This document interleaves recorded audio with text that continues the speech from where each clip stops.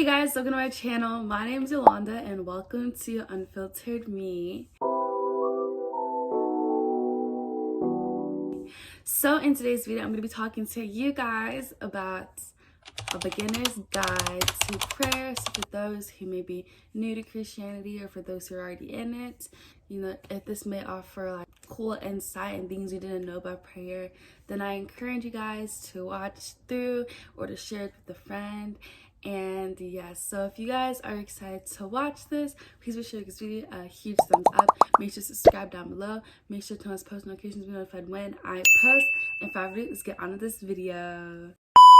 Alrighty, so basically yesterday we're in Matthew 6, and this one is actually a good one because I mean, like, it's a continuation pretty much of where chapter 5 where we left off there, where Jesus is still like preaching like the Sermon on the Mount pretty much.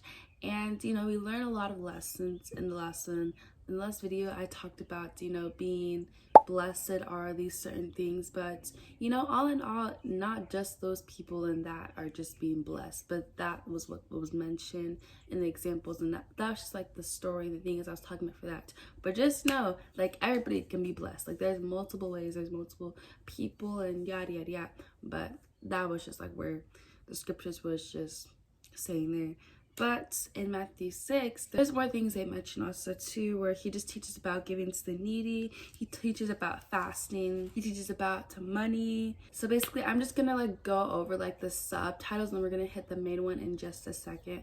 But yeah, so he talks about giving to the needy, and I'll just be reading you some of the notes I wrote around it. But basically, I said, like, do you have good intentions when you give? Like, there's no point in giving if you're just gonna, like, for your personal gain. It's like, what's the point of even being out there, to be honest? Do things to serve others. Do things that you know will be like praising to God more than like yourself. Like, oh, it's that I can look good because I was giving them, you know, my last meal. Like, yes, that's a nice gesture, but was it done with, like, 'cause at the end of the day, the Lord knows the intentions of our hearts. So then he talks about fasting and like how like we shouldn't, like, you know, look like or make it seem like it's a struggle. Like, it's a beautiful thing to fast, and you know, amazing things have happened in my life. Currently I am doing a fast, not like a food fast, but like a different form, like fasting, like, you know, stepping away from something. It was actually music, and I'm trying to listen to all worship music, and I've seen, like, you know, already seen things happening that are like better, and like just in general, like, I'm just happier. Like, yes, I'm having some days, but like for the most part, like, this puts me like in a good mood. Then he talks about money and how to store our treasures up in heaven, not on the things of the earth, the world, because you know, you can't take your possessions to heaven, but you can take your knowledge and everything like that. And then Jesus talks about not to worry, and there's no extra time in the day. So like, why worry? Why like put it out there? Why stress about something or about how something went like maybe like 10 minutes ago when it already happened? You just gotta live with the consequences and keep it pushing, because you know what, that's kind of like just like what life is. Things are gonna happen, maybe not the way that we want it to be, but that doesn't have to define how it's gonna be like in the future. It's like, you can, like, things can get better is what I'm trying to like convey here. Then he talks about not judging others and like how we should be looking at ourselves though first before we try to, like, you know, judge others. But even if you are in a good position, we have no room to judge. It's just not our place to judge people. But yeah, so those are basically a little recap of the scriptures. But now we're going to go into the main one that I want to focus on today, which is about prayer. And so yeah, he teaches about prayer. And you know, honestly, I'm just going to read you the part that I marked off. But it says, so Matthew 6 verse 8, which says, don't be like them, for your Father knows exactly what you need even before you ask him. And in that part, I wrote just like, be genuinely like yourself as you pray. Like, I know sometimes it's hard. Like, let's say even at Bible study, like I go to Bible study like 3 times a week, right? And I really love it so much. This is why I try to go as much as possible. And sometimes when I hear people prayer, and it's like I'm comparing myself, and just like, dang, like I wish like I can sound that good, or like I could be able to. And I feel like, you know, sometimes in that way, like trying to like mimic the same in my own prayers, if that makes sense, or like the same structure.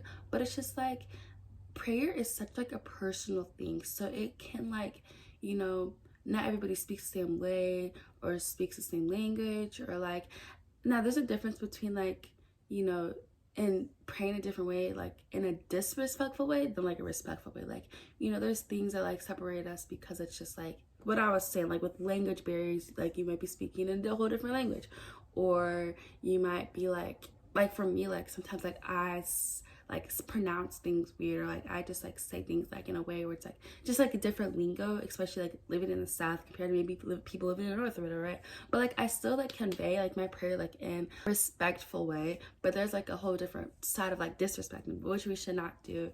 Or and just like in general, and going back to this, like at the end of the day, it's almost like talking to a friend. Like I heard this analogy literally yesterday at Bible study, and she was mentioning something about like how, actually no, it was one of my friends, like she was mentioning how like, yeah, like pray as if, you know, like God was literally like right in front of you, like as you're having a conversation. And for them, like that really worked. I feel like for me, like, and you know, like the thing is like you could pray like wherever, you know, you are. Like prayer is like an available thing. Like even if you can't even do it out loud, you can pray in your heart, and the Lord, like it'll still matter just as much. But for me, I feel like when I go like, I hear the Lord the most when I go like on prayer walks, or like if I'm praying when I'm running. Something about that, it just like, it feels the most genuine for me, because it's like I'm not distracted. And like since on my team, like we can't really have our phones, like let's say for a workout, so sometimes I'll just be praying during it, and it's like I'm actually like 100% focused. Like, and not to like put down any other way that people pray or whatever, but like I just feel like when I'm the least distracted, and it kind of just makes sense in that way. Like let's say if I'm driving somewhere and I'm praying, like I feel like yes, that prayer is heard, but also like my mind, like it's not really getting everything that's on my heart for real. But sometimes we do need those quick little prayers, or like, oh, pray, like praying to God, like, oh hey, like I hope I'll be safe on my drive to somewhere, or hey, like Lord, please help me during this test to remember, you know, things that I studied and things of that manner. All in all, I just really encourage you guys to like find like, you know, the way that you hear him the most. And for me, like I found that a lot through like being like an outdoorsy person. You know, maybe it's the same way for you guys, or maybe like you feel like the most connected and like you hear him the most like when you're driving, or even like when you're like kneeling at your bed, or like maybe even if you're like in the bathtub or something like it's, I feel like it's such like a personal and like very like intimate thing. And so like how prayer look for one person will be different, but ultimately all it's the same God. It's just important to like really make sure it's coming from like a good place. I think it's also important to like not only like rely on Lord, and I'm guilty of this. I'm not just gonna be like, yeah, like, you know, I know people struggle with this. Like, no, I struggle with it, but like not just coming to the Lord when it's like something bad going on, but coming to him like when I'm sad, or like when a good thing's happening. Or let's say if I pray like, hey Lord, like please help me to give me strength to make it through this race, and then giving glory to him at the end, like thank you so much Lord, no matter what performance it is, like thanking him for like helping me get through, because it's so important and to foster that, you know, relationship with him. And you know, especially in the past few weeks, being more consistent, it has tremendously helped me like feel a lot more better and a lot more just connected with him as well. And then one last point I'll make to you guys is about the power of prayer, like in a community, or even like with one other person. Like let me tell you, the amount of prayers that got answered for me, like, and I know like it can look different for people. And you know, before, I will admit, like sometimes when I would pray in groups, like yeah, like it may not, you know, go the way entirely like I wanted it to be. But recently, though, the Lord has been working through my life and has put me like, you know, like a lot has changed, especially on Tuesday. One day I'm gonna make a story what happened on Tuesday, but you know, a lot changed for me at church that day. Being able to pray with a group of people, like I tell you, like literally like the next day, like things would get better or would work in a way that like, you know, I'd been wanting for a while. And like let me tell you, like prayer is so powerful. Like if you guys like aren't already, like I encourage you to find like where you like hear him the most, and I encourage you to like really like establish like a daily like, you know, prayer like, you know, habit, like hey, like before I wake up or before I go to sleep, or just always every single hour, something like that, just anything. because I promise you, like, you know, it's these little steps you take. And you know, especially for somebody who might be like starting Christianity, like, power of prayer, like, prayer is so powerful. And even if it's just asking for like a little tiny seed that just like the Lord to reveal to you, or to show you something like a miracle of just any sort, to like really bring you closer to him, like, he answers all prayers. Which is why I really like this song, like Promises by Maverick City. Yeah, it was one of the first songs that I helped me turn my life over to Christ. And one day I really hope I can give you guys like an in-depth testimony, because I've hit surface level, but let me tell you, soon you guys will be hearing it in depth.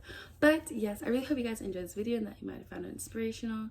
And I just hope and, you know, genuinely pray for you guys on your journey of, you know, with Christ, that it'll all go well. And yeah, I hope you have an amazing rest of your day. Peace is already out.